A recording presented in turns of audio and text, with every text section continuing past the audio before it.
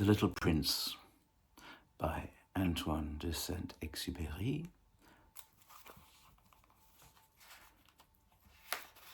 Translated from the French by Katherine Wood. I've had this actual copy since I was about 6. In case you're not familiar, it's illustrated by the author. And this actual glue's gone and it's about to fall apart.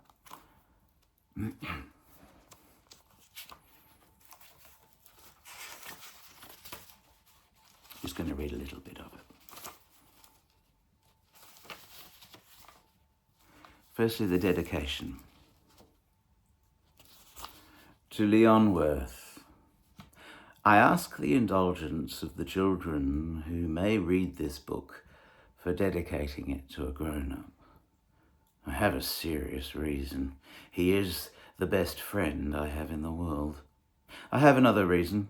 This grown-up understands everything, even books about children.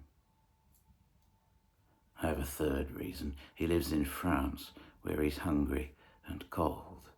He needs cheering up. If all these reasons are not enough, I will dedicate the book to the child from whom this grown-up grew. All grown-ups were once children, though few of them remember it. And so I correct my dedication to Leon Worth when he was a little boy.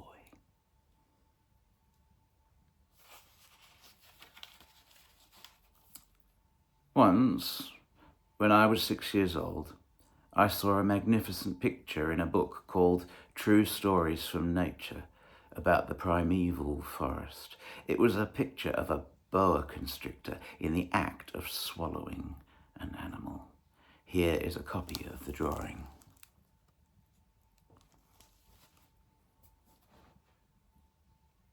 In the book it said, boa constrictors swallow their prey whole without chewing it. After that, they are not able to move, and they sleep through the next 6 months that they need for digestion. I pondered deeply, then, over the adventures of the jungle. And after some work with a coloured pencil, I succeeded in making my first drawing, my drawing number 1. It looked like this. I showed my masterpiece to the grown-ups and asked them whether the drawing frightened them.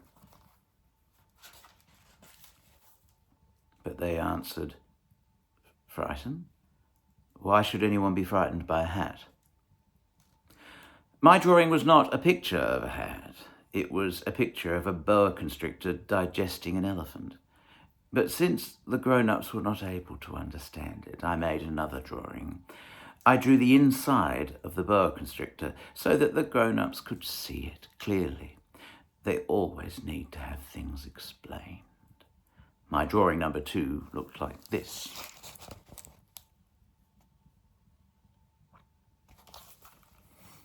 The grown-ups' response this time was to advise me to lay aside my drawings of boa constrictors, whether from the inside or the outside, and devote myself instead to geography, history, arithmetic, and grammar. That is why, at the age of 6, I gave up what might have been a magnificent career as a painter. I had been disheartened by the failure of my drawing number 1 and my drawing number 2. Grown-ups never understand anything by themselves, and it is tiresome for children to be always and forever explaining things to them. So then I chose another profession and learned to pilot aeroplanes. I have flown a little over all parts of the world, and it is true that geography has been very useful to me. At a glance, I can distinguish China from Arizona. If one gets lost in the night, such knowledge is valuable. In the course of this life, I have had a great many encounters with a great many people who have been concerned with matters of consequence. I have lived a great deal among grown-ups. I have seen them intimately close at hand. And that hasn't much improved my opinion of them. Whenever I met one of them who seemed to me at all clear-sighted, I tried the experiment of showing him my drawing number 1, which I've always kept. I would try to find out, so, if this was a person of true understanding, but whoever it was, he or she would always say, well, that is a hat. Then I would never talk to that person about boa constrictors or primeval forests or stars. I would bring myself down to his level. I would talk to him about bridge and golf and politics and neckties. And the grown-up would be greatly pleased to have met such a sensible man. Chapter 2. So I lived my life alone without anyone I could really talk to until I had an accident with my plane in the desert of Sahara 6 years ago. Something was broken in my engine, and as I had with me neither mechanic nor any passengers, I set myself to attempt the difficult repairs all alone. It was a question of life or death for me. I had scarcely enough drinking water to last a week. The first night, then, I went to sleep on the sand, 1,000 miles from any human habitation. I was more isolated than a shipwrecked sailor on a raft in the middle of the ocean. Thus, you can imagine my amazement at sunrise when I was awakened by an odd little voice. It said, "If you please, draw me a sheep." What? Draw me a sheep. I jumped to my feet, completely thunderstruck. I blinked my eyes hard. I looked carefully all around me, and I saw a most extraordinary small person who stood there examining me with great seriousness. Here you may see the best portrait that later I was able to make of him.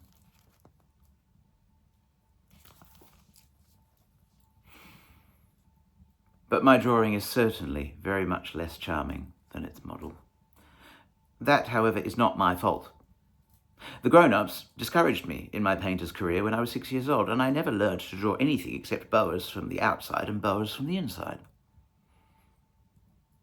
Now I stared at this sudden apparition with my eyes fairly starting out of my head in astonishment. Remember, I had crashed in the desert 1,000 miles from any inhabited region. And yet my little man seemed neither to be straying uncertainly among the sands, nor to be fainting from fatigue or hunger or thirst or fear. Nothing about him gave any suggestion of a child lost in the middle of a desert, 1,000 miles from any human habitation. When at last I was able to speak, I said to him, "But what are you doing here?"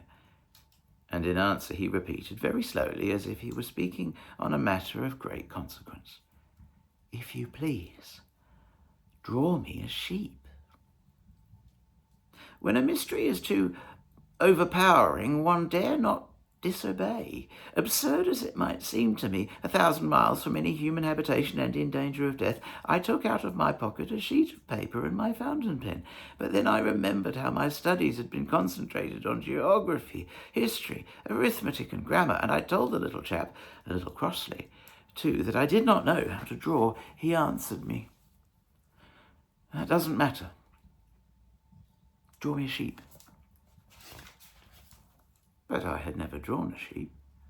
So I drew for him one of the 2 pictures I had drawn so often. It was that of the boa constrictor from the outside, and I was astounded to hear the little fellow greet it with, No, I do not want an elephant inside a boa constrictor. A boa constrictor is a very dangerous creature, and an elephant is very cumbersome. Where I live, everything is very small.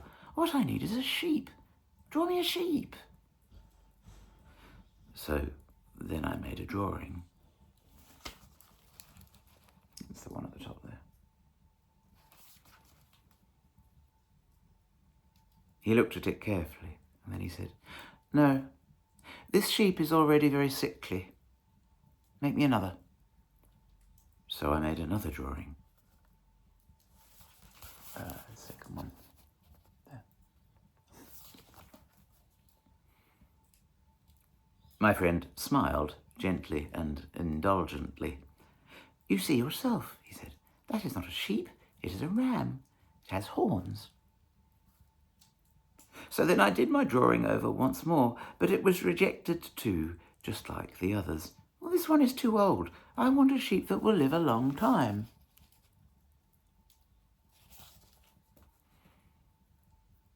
By this time, my patience was exhausted because I was in a hurry to start taking my engine apart, so I tossed off this drawing and I threw out an explanation with it.